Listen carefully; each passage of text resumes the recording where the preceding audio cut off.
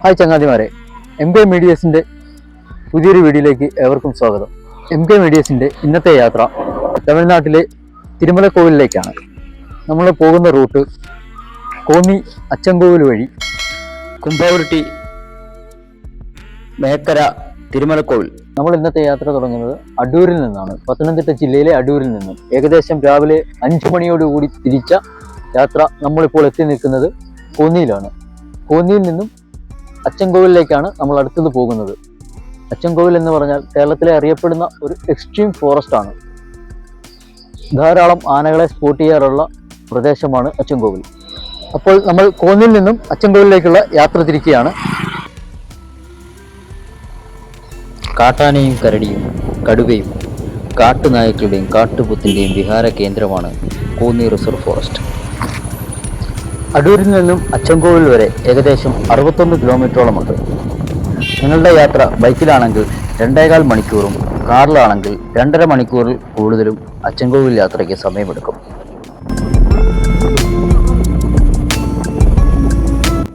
ഈ യാത്രയിലെ ആദ്യ കാഴ്ച നമുക്ക് നൽകുന്നത് ഇലപൊഴിഞ്ഞു നിൽക്കുന്ന റബ്ബർ എസ്റ്റേറ്റുകളാണ്. കൃത്യമായി സൈൻ ബോർഡുകൾ നോക്കി മാത്രം യാത്ര ചെയ്യുക.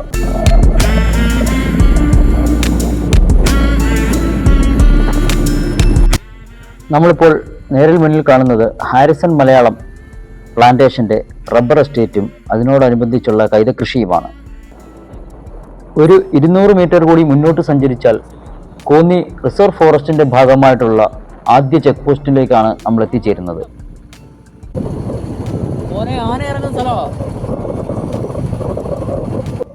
തൊട്ടു മുന്നിലായിട്ടാണ് കോന്നി റിസർവ് ഫോറസ്റ്റിൻ്റെ ആദ്യ ചെക്ക് പോസ്റ്റ് ഉള്ളത്.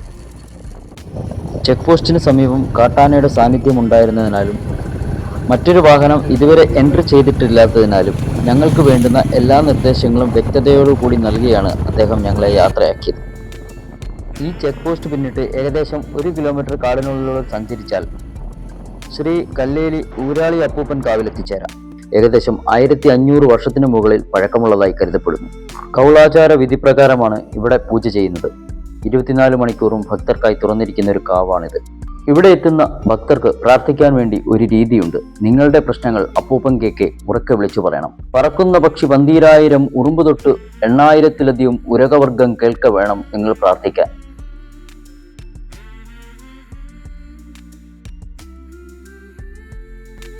കാവും കടന്ന് വീണ്ടും മുന്നോട്ട് പോകുമ്പോൾ നേരിൽ മുന്നിൽ കാണുന്നതാണ് കോന്നി ഫോറസ്റ്റ് സ്റ്റേഷൻ.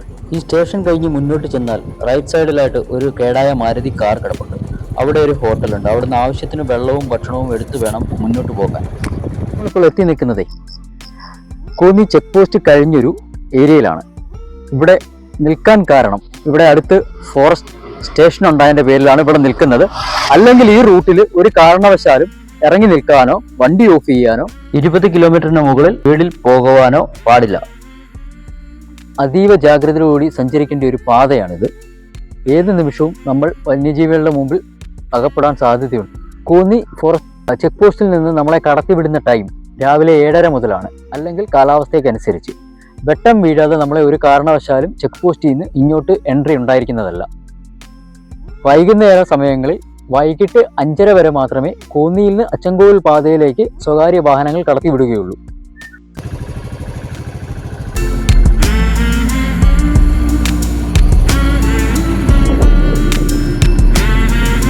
ഫോറസ്റ്റ് ഉദ്യോഗസ്ഥരുടെ നിർദ്ദേശങ്ങൾ കർശനമായി പാലിച്ചുകൊണ്ട് വേണം ഇത്തരത്തിലുള്ള എക്സ്ട്രീം ഫോറസ്റ്റുകളിലേക്ക് നമ്മൾ യാത്ര ചെയ്യാൻ.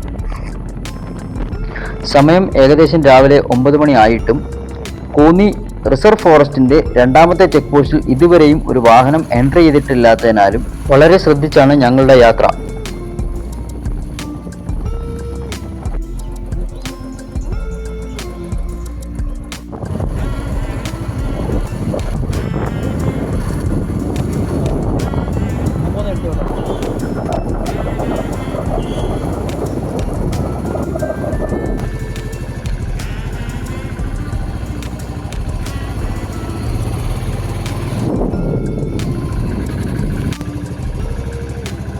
കോന്നി റിസർവ് ഫോറസ്റ്റിൻ്റെ 2ാമത്തെ ചെക്ക് പോസ്റ്റാണ് നമ്മളിപ്പോൾ കാണുന്നത്. അതിൻ്റെ ഉള്ളിലൂടെയാണ് കോന്നി റിസർവിലേക്ക് എൻട്രി ചെയ്യേണ്ടത്.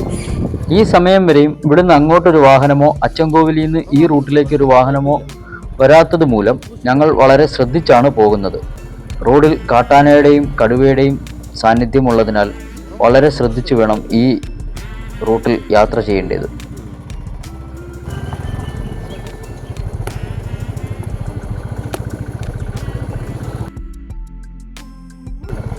ഇന്ന് വേറെ വണ്ടി പോയില്ലെന്നല്ലേ പറഞ്ഞ നമ്മളെ ഫസ്റ്റ് എൻട്രി.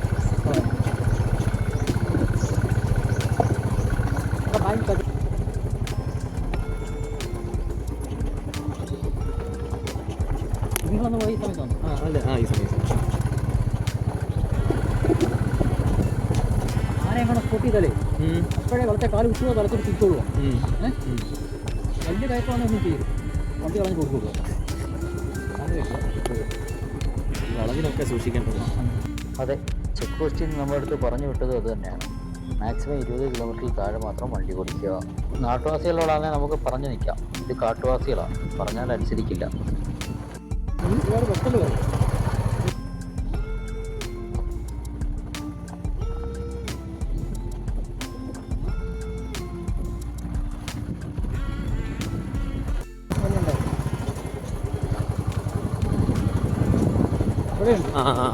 അതെനിക്ക് വന്ന് അവിടെ എനിക്ക് വന്ന് ഒരു ആനപ്പിണ്ടത്തിൻ്റെ വേണം.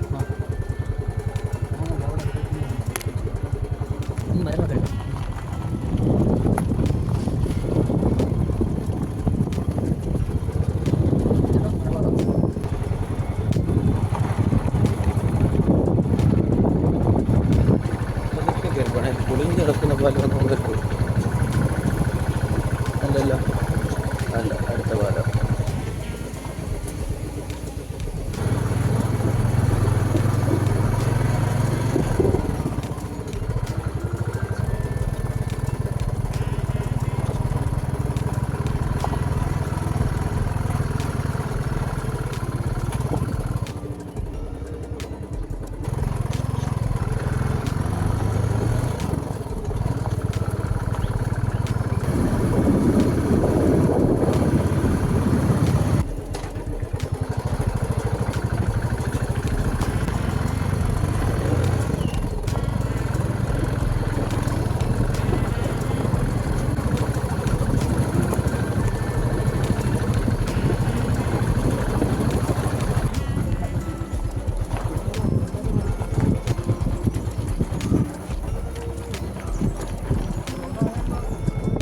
അനന്തു, ഇനിയുള്ള കുറച്ച് ദൂരം വളരെ കെയർ ചെയ്യണേ, നന്നായിട്ട് ശ്രദ്ധിക്കണം.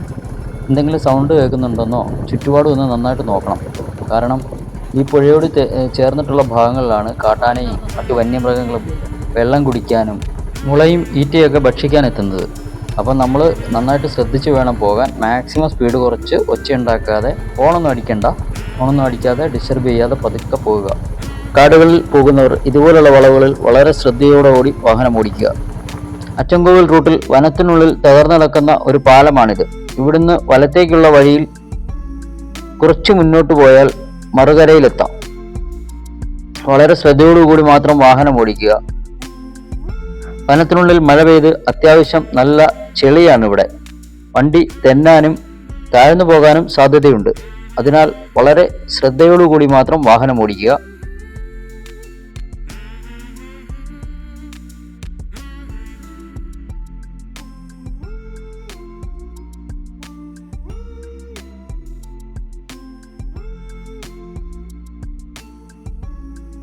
അടിപൊളി, കുറച്ച് തണുപ്പും വെയിലുണ്ട്, ചൂടില്ല.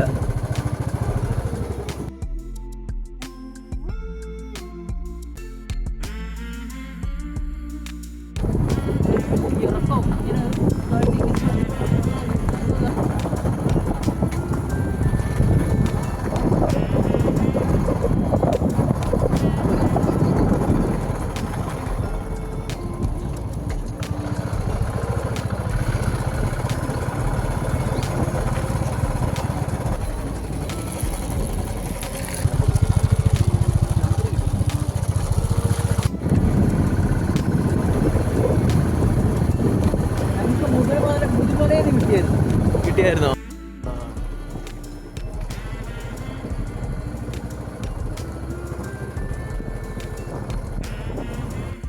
ഫോറസ്റ്റ് ഡിപ്പാർട്ട്മെന്റിന്റെ കൊടുംവനത്തിനുള്ളിലെ വാച്ച് ടവറാണിത്.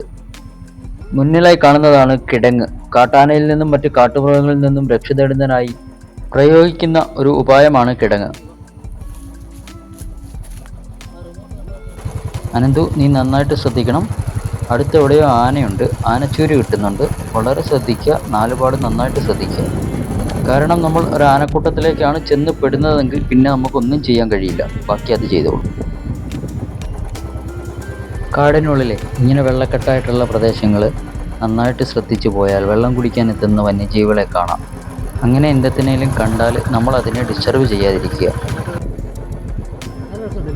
അനന്തു, നീ ഇതുകൂടെ ശ്രദ്ധിക്കുക.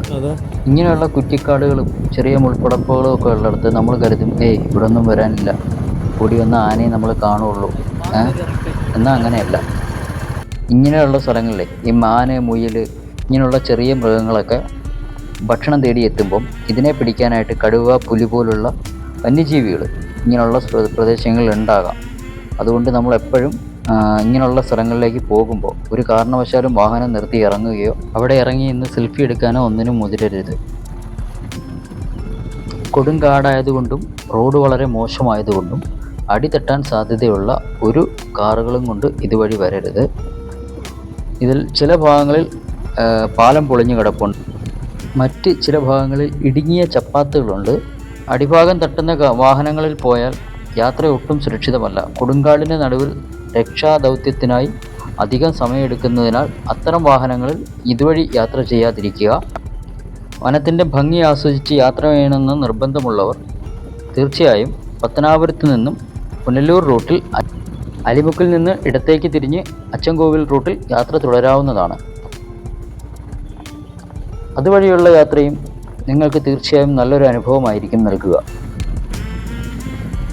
ഈ റൂട്ടിൽ കൂടിയുള്ള യാത്ര തികച്ചും റിസ്ക് ആയതിനാലാണ് നിങ്ങൾക്ക് മറ്റൊരു റൂട്ട് ഞാൻ സജസ്റ്റ് ചെയ്യുന്നത്.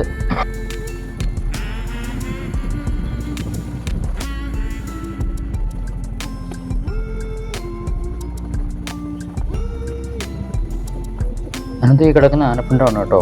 അത് ഇപ്പോഴെവിടെയോ ഇട്ടയാണ്. അടുത്ത് എവിടെയെങ്കിലും ഉണ്ടാവും.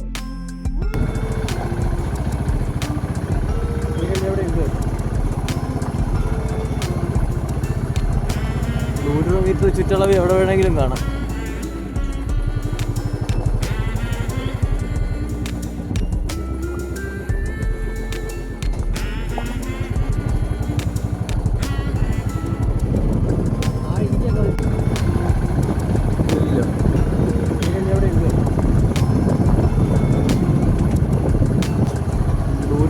ചുറ്റളവ് എവിടെ വേണമെങ്കിലും കാണാം. എടാ, നീ വണ്ടിയിൽ നിന്ന് ഇറങ്ങിയടാ, അല്ലാതെ ഇറങ്ങാൻ പറ്റില്ല ഇവിടെ. ആണോ?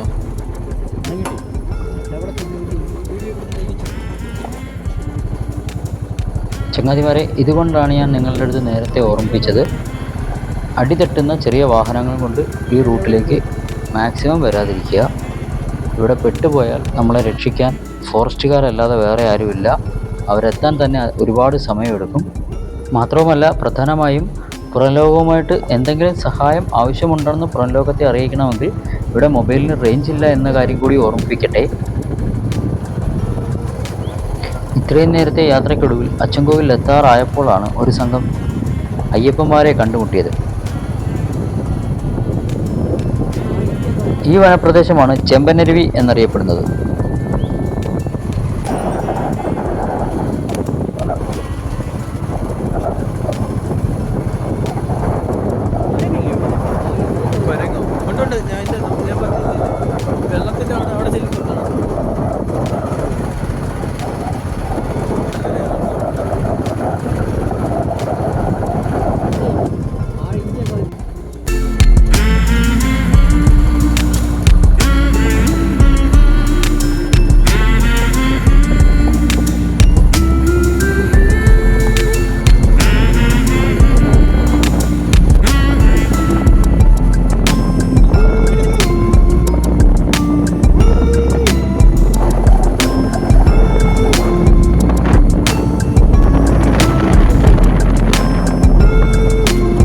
ഇത്രയും നേരം കാട്ടിലൂടെ വണ്ടി ഓടിച്ചിട്ടേ ഇപ്പോഴാണ് നമ്മൾ 2 വണ്ടി സ്പോട്ട് ചെയ്തത്.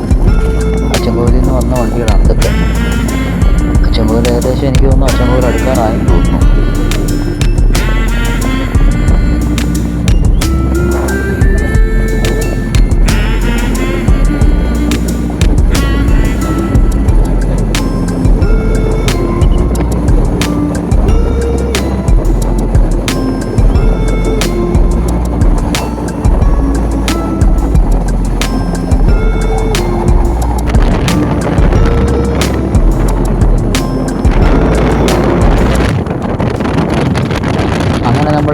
കാനന മധ്യത്തിലുള്ള അച്ചൻകോവിൽ ശ്രീ ധർമ്മശാസ്ത്ര ക്ഷേത്രത്തിലേക്ക് എത്തിക്കൊണ്ടിരിക്കുന്നു. അച്ചൻകോവിലെത്തി. നേരെ കാണുന്നതാണ് അച്ചൻകോവിലെ അതിപ്രശസ്തമായ ധർമ്മശാസ്ത്ര ക്ഷേത്രം. ആരണ്യ ശാസ്താക്ഷേത്രങ്ങളിൽ ഒന്നായ ഇവിടെ ഗൃഹസ്ഥാശ്രമിയായ ശാസ്താസങ്കല്പമാണ്. പത്നീസമേതനായ ശാസ്താവിൻ്റെ പ്രതിഷ്ഠ നടന്നത് കൊല്ലവർഷം 1106 മകരം 12-നാണ്.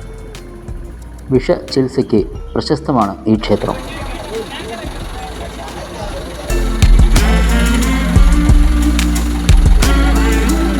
കൊല്ലം ജില്ലയിലെ പത്തനാപുരം താലൂക്കിൽ സ്ഥിതി ചെയ്യുന്ന ദേവാലയമാണ് അച്ചൻകോവിൽ ശാസ്താക്ഷേത്രം. കേരളത്തിൻ്റെ സുരക്ഷയ്ക്ക് വേണ്ടി പരശുരാമനാൽ സ്ഥാപിച്ചതാണ് ഈ ക്ഷേത്രമെന്നാണ് ഐതിഹ്യം. ഒരു തീർത്ഥാടക കേന്ദ്രമെന്ന നിലയിൽ മലയാളികളെക്കാൾ കൂടുതൽ തമിഴ്നാട്ടിലുള്ള ഭക്തന്മാരാണ് ഇവിടെ കൂടുതൽ എത്തുന്നത്. മാത്രമല്ല, കേരളത്തിൽ രഥോത്സവം നടക്കുന്ന അപൂർവം ചില ക്ഷേത്രങ്ങളിൽ പ്രധാന ഒരു ക്ഷേത്രമാണ് അച്ചൻകോവിൽ ശ്രീ ധർമ്മശാസ്ത്ര ക്ഷേത്രം.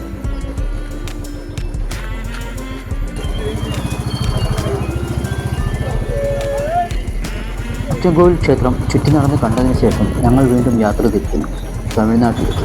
കുംഭാവുരുട്ടി വഴി അച്ചൻകോവിലിൽ നിന്നും കുംഭാവുരുട്ടി വഴി മേക്കര അല്ലെങ്കിൽ അടവിനേനാർ ഡാം, കുറച്ച് തമിഴ് വില്ലേജുകളും സന്ദർശിച്ച് തിരുമലൈക്കോവിൽ. മറ്റൊരു വീഡിയോയുമായി വീണ്ടും കാണുന്നത് വരെ MK മീഡിയാസിൻ്റെ എല്ലാ ചങ്ങാതിമാർക്കും ബൈ.